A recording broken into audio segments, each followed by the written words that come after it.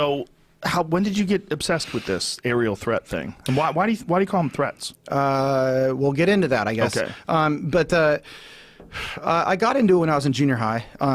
For some weird reason, I had like some time off, and I went to the school library in like 7th grade, and I was like, damn, I'm gonna read some boring shit. What am I gonna read? And I saw this one book, and it had a picture of the Loch Ness Monster and like a UFO. I'm all, that looks cool. And I read that, and I was like, holy cow, these are like real.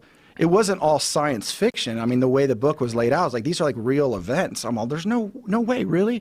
And then when the band started doing its thing in the back of the van, there were no like smartphones, so we were buying books.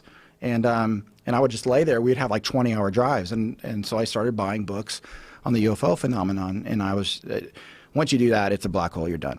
Yeah, it's definitely a rabbit hole. You get sucked into it. At my house, I have a framed poster that's the cover of the Roswell Daily News. Yeah. That shows the day after the Roswell crash, where it says that the Air Force came and recovered the wreckage, and you know the whole deal. I've been obsessed with this shit since I was a little kid. Yeah, I think that's by design. I think that this generation was meant to have this stuff come out.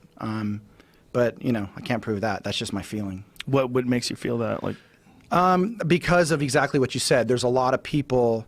I don't believe that some of the events happened on accident. You know, I think that there's been a lot of events that are on purpose. Some have been for show. Some have been for, I mean, there's a variety of reasons. But I think a lot of it is a control system that's really pushing humanity in a very specific direction. And so like they've got a time frame where they've had these events take place. Is that what you think? Yeah, and they also time travel, which is different than what people think in like a movie where they sit in a machine and you know, all of a sudden you're in the 1930s and you got to go save humanity.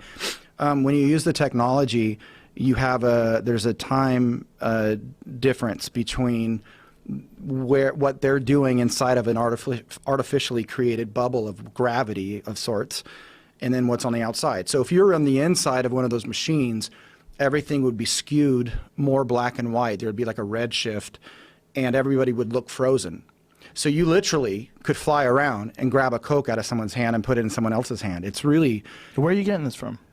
Well, take a wild guess. Look at the people I'm surrounded by, you know. So the people you're surrounded by are telling you this? Is that what it is? Well, I don't want to get into that, but the people I'm surrounded with and myself, you know, are very close to this stuff. But the physics, you know, the physicist that's a co-founder of my company, To the Star, he's a Nobel nominee. He wrote the book on plasma physics. What's his name? Hal Puthoff, Dr. Hal Puthoff. And he created remote viewing. Do you know what remote viewing is? Yeah. He's the creator of the CIA psychic spy program, but he also has done like really exotic, advanced, forefront propulsion work for the past decades and decades. Actually, I mean, he's deep into the like quantum this and that. So he's the one that actually told me about the redshift. Yeah.